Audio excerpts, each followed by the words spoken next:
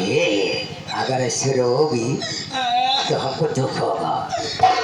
बात ये मेरे राजा, हाँ। ये पैदाइशी नहीं है, अच्छा, ये बीच का मामला है। बीच का कैसे? मेरे पास दोनों जगनेटर थे। कौन जगलेटर? ये राजस्थान में से जगनेटर ही बोलते हैं ना। अच्छा अच्छा, वाह। हमारे पास दोनों जगनेटर थे। हाँ हाँ 10 साल पहले खूब मोनोचवा धुना रहे हाँ हाँ हाँ, वो मोहनोचवा धुलाने थे। दोनों बहन छत पे लेटी थी, गर्मी महीना था। अच्छा अच्छा। यही महीना चल रहा था, जवानी भग भगा रही। हाँ, सो गई तो मोनोचवा बेरामी गया है, हमारे एक जगनेटर नो चल गया। मोहनोचवा गायब कर दी। हाँ तो कैसे अब होगा? अब जो एक बचा है ना, इस ग्राम सभा पूरे राम सहाय, हाँ हाँ, तिलई बाजार, अच्छा। मऊ एमा, हाँ। रानी ज्ञान, कुकुरी के पारुआ। कुकुरी के पुरवा, हाँ। हाँ राम फल की नारी, अच्छा। जितनी चाय की दुकानियां सब हमारे दूधे बना। इसका मतलब है अच्छा अच्छा आइटम खाती होंगी। हाँ दूध हर दुकान पे तुम्हारा पहुंचता है। जो भी पीता होगा हरियर वो भी तुम्हारा नाम करता होगा। हरियर आइटम लेती हूँ जी। अच्छा। उसके बाद पनीर, हाँ। खोवा, मेरे दूध का, ये सब तो आम बात है। और जेकरे मिर्गी की शिकायत आत रहो, बतास पकड़त हो, नाक मूल पीड़त हो, नाक चुगत रहा, केवल 2 बूंद दवाई दे थी, सारी बीमारी दूर। हाँ देखो भाई, हमारे पास एक इंसान है। हाँ। वो हमेशा बीमार रहते हैं। कौन? कौन? हमारे यहाँ जो मैक बजाते हैं राकेश। हाँ ऐसा दूध उनको पिलाई दियो हाँ। कि उनका दुख ही दर्द है, दूध दर्द हो जाए। और जो है वो मियाँ का पूरा वाले हाँ दूध मारने के बाद सो जाते। उनको पैसा देके हेलो। करे जाता। देखो देखिए, हम लोग शादी करने के लिए तैयार हो। आप कुर्सी पे बैठ जाओ, लेकिन थोड़ा पोजीशन से पोजीशन हाँ, साड़ी बदलूंगी, साड़ी बदलोगी तभी तो शादी होगी ना। हाँ। उसके बाद हम तुमको कानपुर जाएंगे, वहाँ से अच्छी अच्छी साड़ी लाएंगे, तब पहनोगी, तुम हमारा पैर दबाओगी, एक खाना बनाएंगी, एक ताज का तेल लेके थोड़ा मालिश करो, मालिश करो। हाँ? बैठो बैठो, मालिश करवाती हूँ।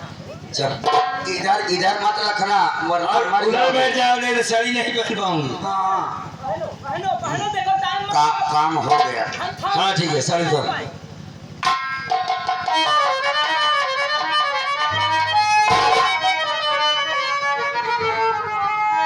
गुस्सा आता है यार। तुम्हारे चक्कर में कौन दिन हम फेल आ गया, पक्का है मर जाब हम। क्यों भाई? मरे वजह जब हम ससक के मर जाब सरदार जी। हाँ, साड़ी पहनने की आदत नहीं है ना। हमारा दम फूल यार, सांस ऊपर नीचे हो जा रे। हाँ। अरे मोरे राम, रो हमारा मत, रो मत। सीना दर्द कर दो बाटे। 18 ठी लड़कियां पैदा करने का सपना भूल गया। सीना दर्द करता है। अबे साले कपड़ा जो बना निकाल से। सीना दर्द सब पूरा चदरा भरे जा रहा है। एक काम कर, ये साड़ी उठा, यहाँ से निकल तू, बाकी काम करके मैं आ रहा हूँ। राइफल बगल में रखा हूँ। लग जाओ, राइफल लग जाओ।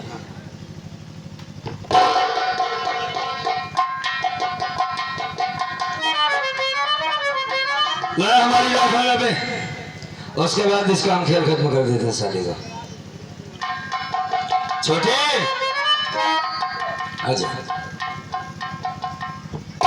हाँ सेठ जी आइए, मैं बिल्कुल तैयार हो गई हूँ। खेल तेरा खत्म नहीं हो।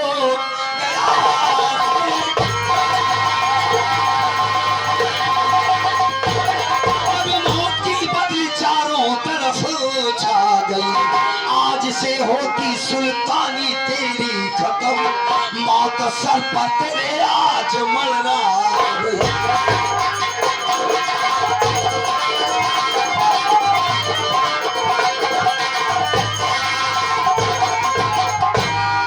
आओ सेठ जी आओ। सेठ रंजीत ओबरा, पहचाना मुझे? पहचान तो नहीं रहा हो, लेकिन तुमने धोखा किया। क्यों? है? लड़की लोग कहाँ चली गई? कौन सी लड़की में? जो लड़की आई थी, शादी करने का वादा किया, हाँ, इसका मतलब है कि उसको भगा दिए। कर्मा ने तेरे पास कोई चिट्ठी लिखा था? ओह याद आया, डाकू कर्मा। वही डाकू कर्मा हूँ मैं। साला बेवकूफ समझता है 12 बजे के 12 बजे आऊंगा का। हरामखोर, याद कर वो दिन जिस दिन तूने गौरी की इज्जत को लूटा था। बड़ा कर्जा लग गया। 50,000 के बदले में 5 लाख रुपए बनाने वाला कप्तान हरामखोर आज दुनिया से भी चला जाएगा। आज तेरे पाप का घड़ा भर गया हरामखोर। आज दुनिया की कोई ताकत तुझे नहीं बचा सकती। आज तेरी वजह से मेरी बहन मुझसे दूर हुई, मेरी गौरी मुझसे दूर हुई। हरामखोर कुत्ता साले।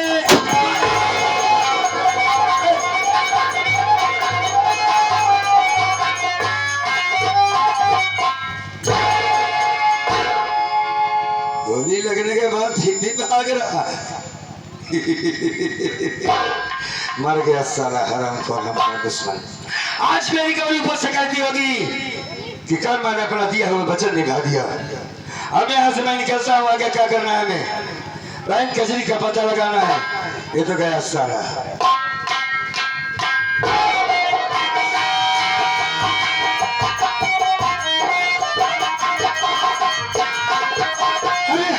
चौकीदार गोली चलने की।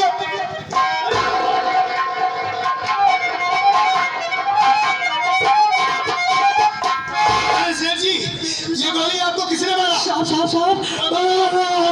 साहब औरत नहीं थी, उमर के ठाकुर कर्मा था, आपको चकवा देने चला गया था साहब, वही मुझे मारा साहब। तुम कुछ नहीं होगा आपको, इन्हें हॉस्पिटल लेकर जाओ। चौकीदार मुझे कौन पकड़ रखा, थोड़ा सा निभागा। लेकर जाओ जल्दी से। साले डाकू कर्मा हरामजादे, बड़ी होशियारी से आया हरामखोर। सेठ रंजीत ओबरा को गोली मारकर चला गया।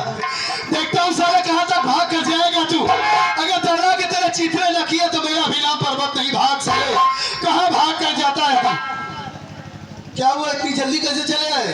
अरे साहब ओका सारे कैसे हम गाड़िया जीपीएम लाते वैसे ओका रोवा फनफना गया। किसका रोवा फनफना गया? वही सेठ को हॉस्पिटल छोड़कर आए कि नहीं? वो सरवा मर गया। मर गया? रोवा फनफना कर बूढ़ा लगेगा। क्या काका ऐसी बात करते हो? हर वक्त तो रोवा ही फनफनाया जाता है। कितनी बड़ी दुख की बात है, कितनी शर्म की बात है। पूरी प्रशासन लगी थी, लेकिन वो हरामखोर आया, सेठ को गोली मारकर चला गया। हम लोगों के लिए कितनी शर्मिंदगी की बात है। काका बहुत दूर नहीं गया होगा डाकू कर्मा। चलो इसी वक्त उसका पीछा करते हैं, नहीं तो अगर हाथे नहीं लगा तो नौकरी चली जाएगी दोनों की। चलो चलो चलो जल्दी आओ।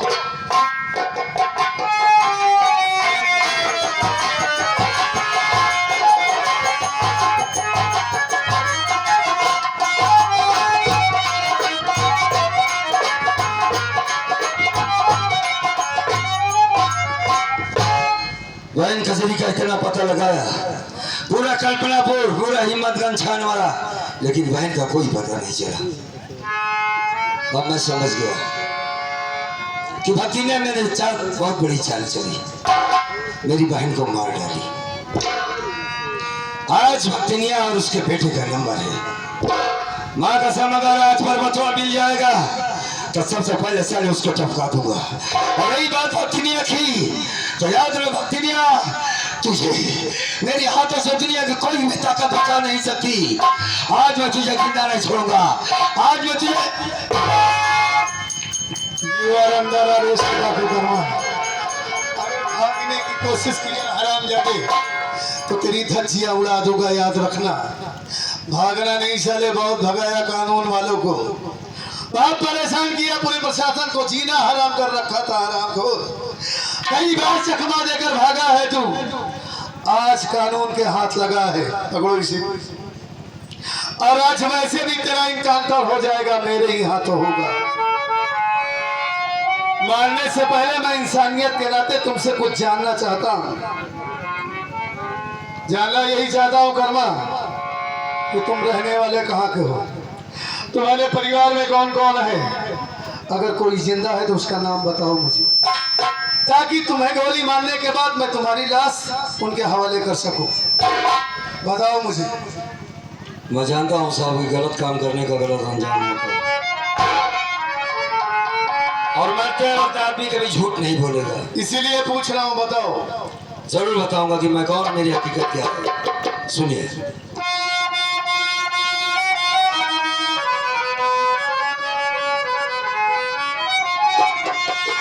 नाम करना मिला,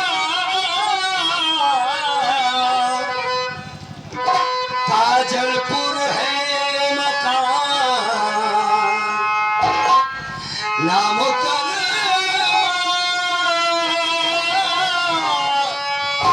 मेरा काजलपुर है मकान,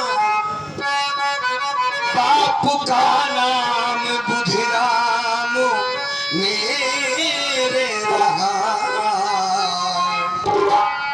एक बहना थी कजरी हमारी सुनो,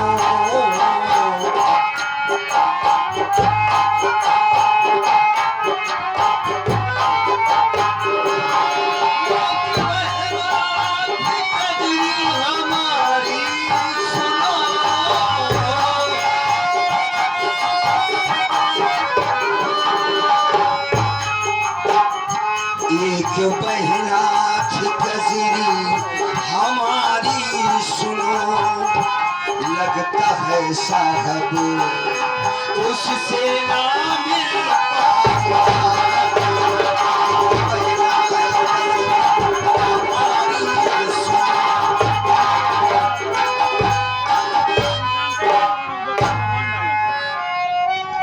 काजलपुर का रहने वाला हूँ साहब। धर्मा नाम है हमारा।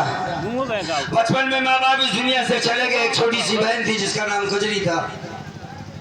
मैंने उसकी शादी नैनागढ़ में किया था पर्वत नाम के लड़के से। एक दिन की बात बताते हैं साहब आपसे। बहन के ससुराल गया तो वहां पर दहेज की मांग की गई। वॉशिंग मशीन, मोटरसाइकिल 50,000 लाया है तो अपने बहन की विदाई करवा वरना भाग जाए यहाँ से। उसकी सास ने मुझे मारा, पीटा और मारकर घर से भगा दिया। यहाँ तक कि मेरी बहन से मुझसे मिलने नहीं दिया गया साहब। लौट कर आता हूँ तो क्या देखता हूँ, हमारी धर्मपत्नी गौरी थी, उसके पेट में चाकू लगा था साहब। हमने पूछा कौन मारा तुझे? कर्मा तुम आ गए? हाँ। कजरी नहीं आई? नहीं। उस वक्त मैंने झूठ बोला साहब कि कजरी पर्वत के साथ एक हफ्ते बाद गांव जरूर आएगी। तो उसको क्यों मारा गया ये तो बता। सेठ रंजीत ओबराय 50,000 का 5 लाख बना दिया था। उसने सबसे पहले मेरी इज्जत लूट ली। उसके बाद जब मैंने कहा कि सारी बात मैं कर्मा से बताऊंगी तो उसने मेरे पेट में चाकू मार दिया साहब।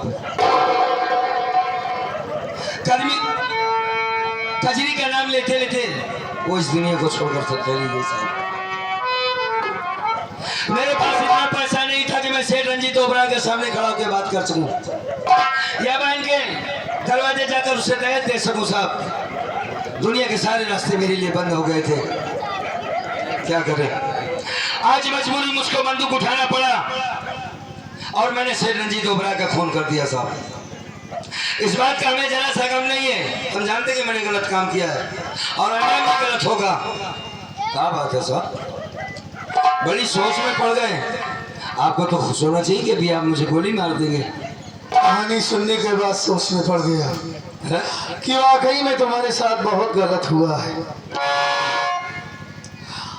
और आंखों में आंसू आ गए। हमारी बात सुनिए आप। बोलो।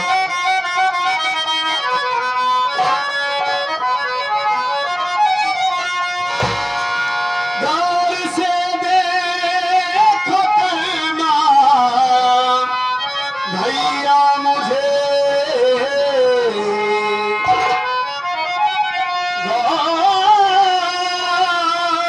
गौर से देखो कर्मा भैया मुझे, है खड़ा सामने भैया पर्वत सुनो। आप आपको ढूंढा मैंने कहाँ से कहाँ।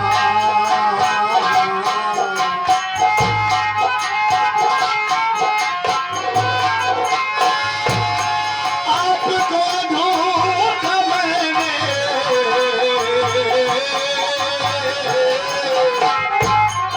आपको ढूंढा मैंने कहाँ से कहाँ। अपने सीने से भैया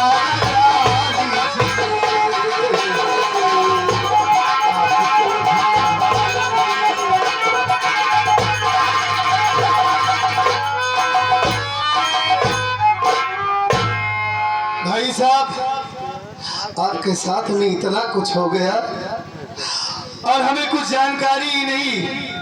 कितने दिनों से कर्मा भैया को ढूंढ रहा हूँ।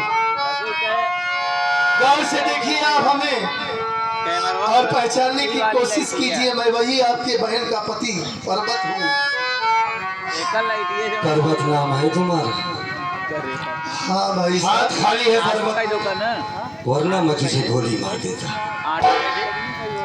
अब मुझे गोली हमने सोचा था कि जिस दिन एक कुत्ता मुझे मिलेगा उसे मौत की नींद सुला दूंगा, लेकिन ऐसे मौके पर मिले हो कि मेरे हाथों में पिस्तौल नहीं आज। वरना हम बता दें कि पर्वत कौन है और कर्मा कौन है। आप गोली मारना चाहते हैं हमें? हाँ, ठीक है, अगर आपका हाथ खाली है तो मैं आपके हाथ में रिवॉल्वर देता हूँ। बड़ी अच्छी बात होगी, मेहरबानी होगी, दे दे मेरे हाथों में। मार दीजिए गोली। हम आते कहो तुझे और मेरी माँ को। तू उस गद्दार माँ का बेटा है जिसे जीने का इस दुनिया में कोई हक नहीं। आप मुझे गोली मारना चाहते हैं तो मार दीजिए। उजाड़ दीजिए अपनी बहन के मांग का सिंदूर। की मांग की सिंदूर कर दीजिए ऐसे विधवा। तू क्या जानेगा कि मांग के सिंदूर का मतलब क्या होता है? मैं नहीं जानता। गरीब को सारे पाँव के नीचे जूती समझ के रौंद दिया मुझे। तेरी माँ और तेरा बाप मेरे साथ धोखा किया। भाई साहब माँ कसम, कोई भाई साहब नहीं है, पर्वत याद रखो। बात तो सुनो हमारी। मैं खून के आंसू रोया हूँ, आज मजबूरी है मेरी जो जिंदा खड़े हो तुम। समझ सकता हूँ मैं, इसलिए तो मैं आपको रिवॉल्वर दे रहा हूँ ना। पहले आप सच्चाई तो सुन लीजिए। मानता हूँ कि आप मेरी माँ की वजह से नाराज हैं। मेरी माँ ने आपके साथ गलत व्यवहार किया। आप हमारे घर आए थे, आपको दरवाजे से मारकर भगा दिया, मानता हूँ, लेकिन मैं अपनी माँ के जैसा नहीं हूँ। अच्छा, मेरी माँ के बारे में आप क्या जानते हैं? कुछ नहीं जानते। अरे मेरी माँ तो वो माँ है जब अपने बेटे के खाने में जहर मिला सकती है, अपने खुद के बेटे को पागल बना सकती है, तो आप तो उसके लिए गैर हैं।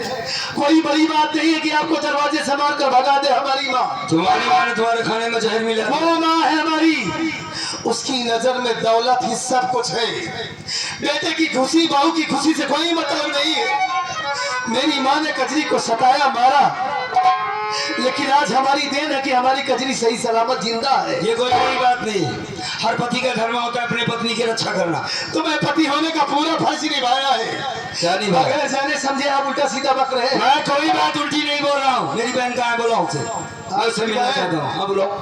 आप अगर अपनी बहन से मिलते हाँ, तो सबसे ज्यादा खुशी मुझे होती। मतलब नहीं मिलवाओगे? हालात ये है कि आप इस वक्त डाकू हैं। हाँ तो और कानून के मुजरिम हैं। मैं किसी का मुजरिम नहीं हूँ। मेरी बहन जिंदा है।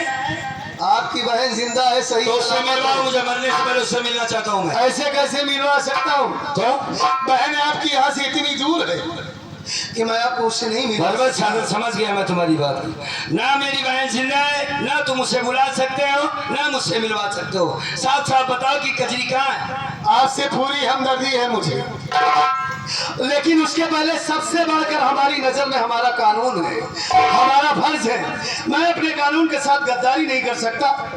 सबसे पहले कानून है, उसके बाद रिश्ते नाते हैं हमारी नजर में। तो ठीक है, मैं भी कजरी एक आखिरी निशानी थी हमारे माँ बाप की, और उसे तुम लोगों ने मारा है, तुम्हारी माँ ने खत्म किया है। और रही बात मुझे मारने की, तो ठीक है, गोली मार दो मुझे। और गोली तो आपको मार दूंगा, लेकिन आपको बार बार समझा रहा हूँ कि कजरी इस दुनिया में अगर जिंदा है। कजरी जिंदा है तो कजरी से मिलवाओ मुझे। वक्त नहीं है, हमें माफ कर हाँ, दीजिए। तो मारो। नंबर 1 और नंबर 2 और बेटा पर्वत, अरे माँ, आप यहाँ तक, और ये क्या हो गया है? ये आपके हाथों में कोड़ कैसे हो गया माँ? ये सब कैसे हो गया?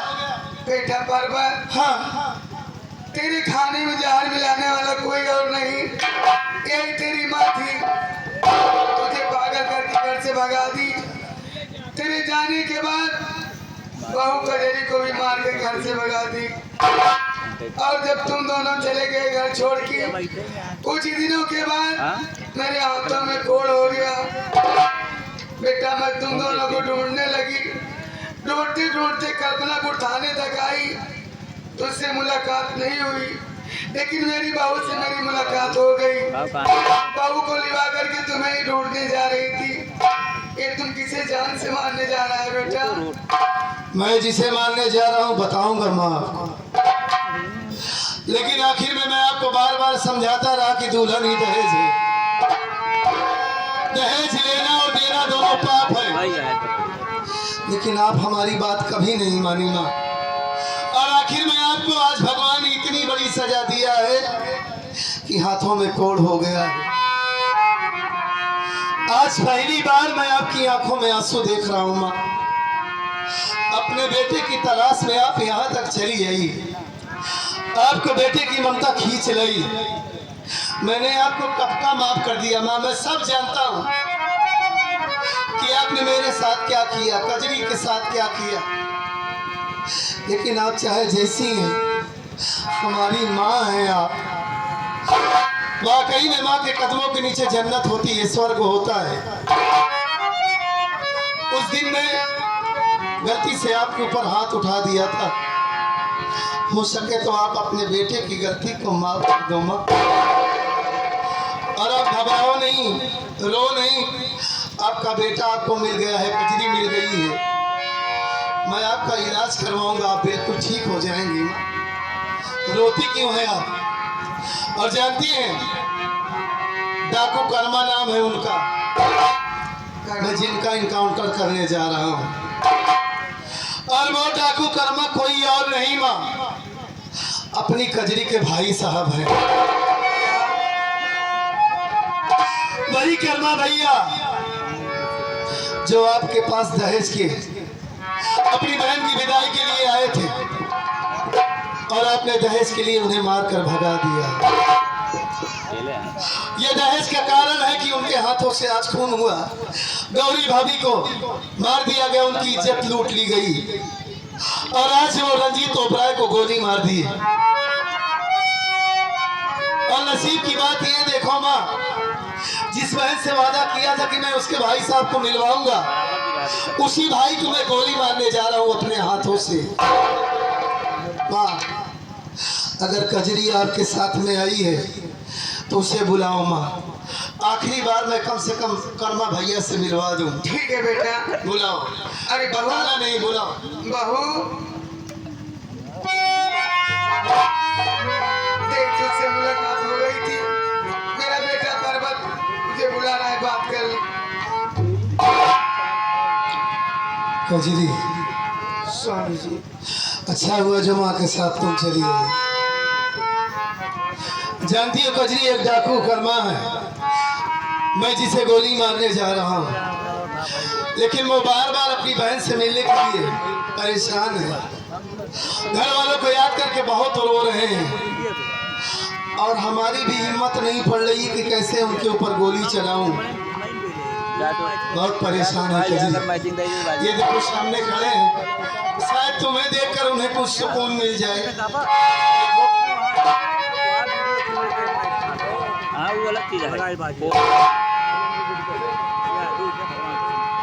भैया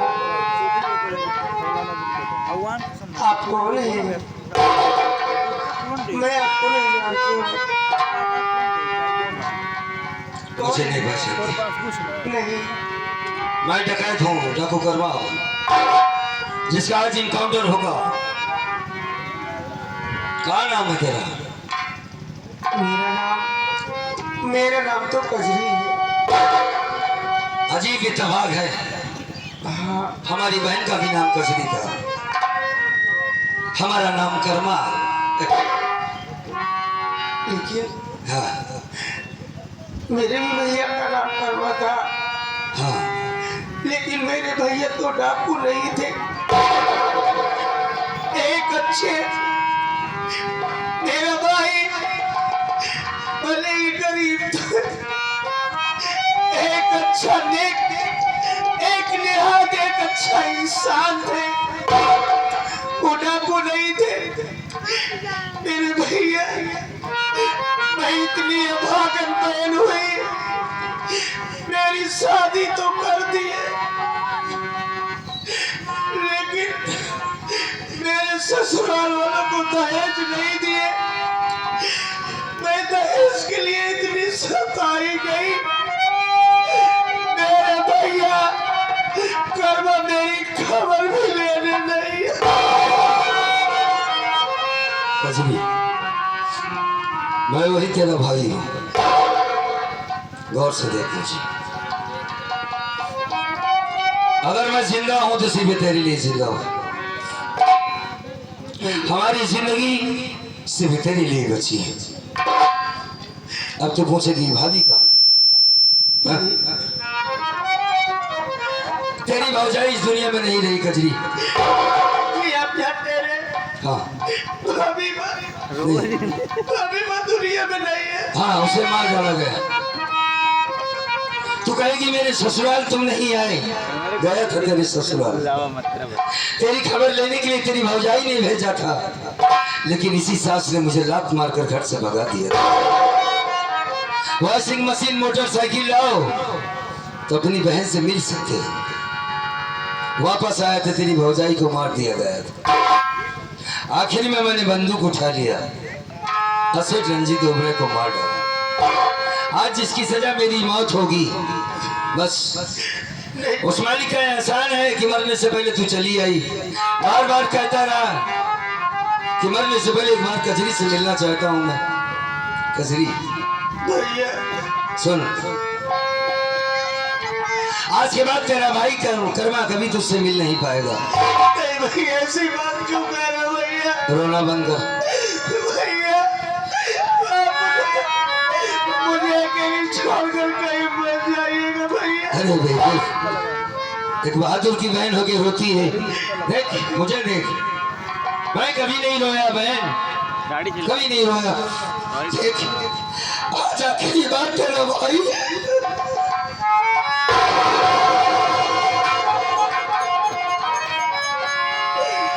वो छोटी सी जो कजरी थी ना, वही बनकर मेरे पास आती है।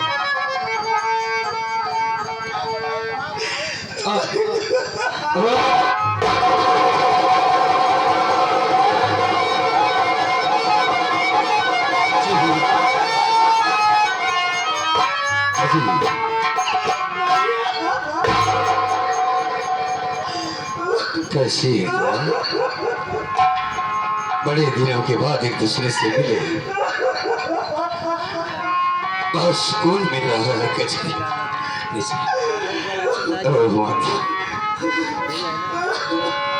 कजरी सुन, मेरे मर जाने के बाद अपने ससुराल में सही से रहना, क्योंकि तेरी सास की बात मैंने सुना। तेरे पति कर्मा पर्वत को मैं गोली मार दिया होता, लेकिन मैं गलत था। मैं ये जानता था कि तेरा पति और तेरी सास मिल करके तुझे जान से मारती।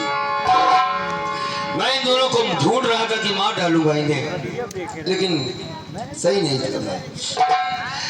और तू जिंदा है, मेरे लिए इससे बढ़कर कोई बात नहीं हो सकती है कजरी। देखो पर्वत, सुनो, मैंने तुम्हें बहुत भला बुरा कहा।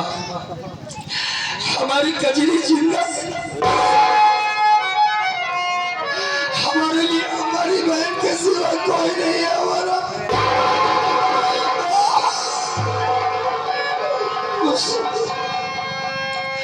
तेरे इन आंसुओं की कसम है बहन, चुप हो जा बस तू।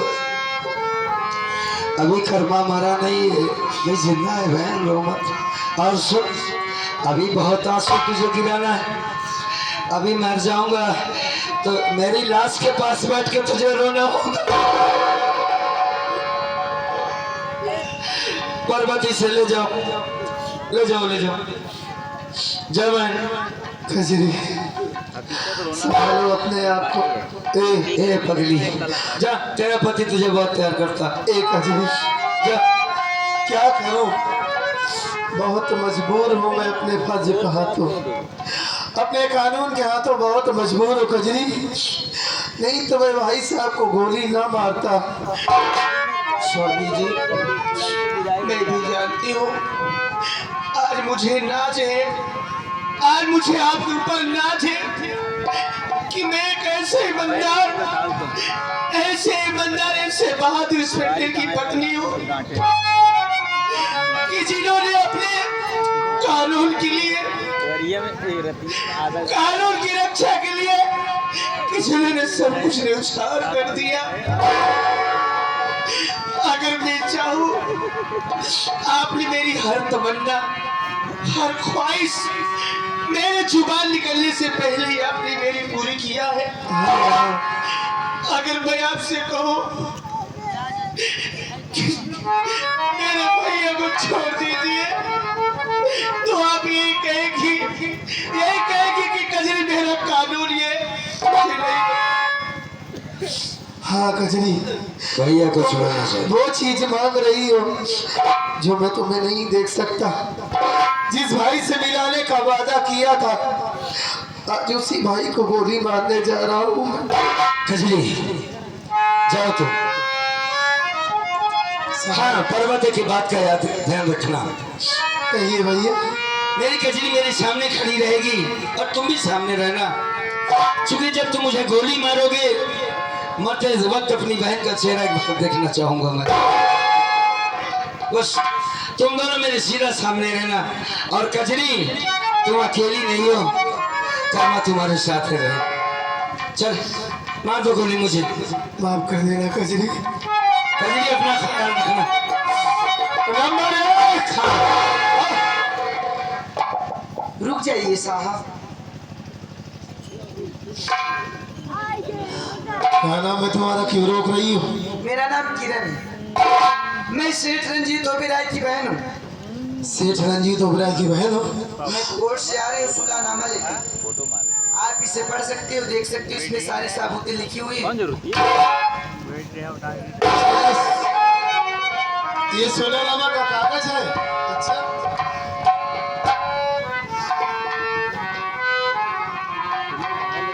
अरे कजरी, ये लड़की तो वाकई में सुलहनामा का कागजात लेकर आई है। इसमें साफ साफ लिखा है कि मेरा भाई रंजीत ओबेरॉय मेरी आंखों के सामने गौरी की इज्जत लूट लिया, बचाने की कोशिश की लेकिन मैं नाकाम रही। बाद में उसके पेट में चाकू मार दिया, इसी वजह से गौरी की मौत हो गई। इस वारदात की मैं चश्मदीद गवाह हूँ और इकरार करती हूँ कि कोर्ट में गवाही दूंगी। और ये साइन भी है मजिस्ट्रेट का, और ये भी लिखा है कजरी कि ना ही कर्मा का इनकाउंटर किया जाए और ना ही इसी फांसी दी जाए। बस जो थोड़ी बहुत सजा होती है वही हो जाएगी। ये तो बहुत अच्छा काम किया इस लड़की ने। अरे भैया,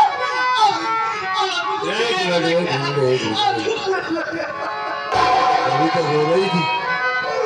क्या बात है, बता। हंसने की वजह है भाई साहब। अरे रोना तो बनकर बात पर है, ये तो बता।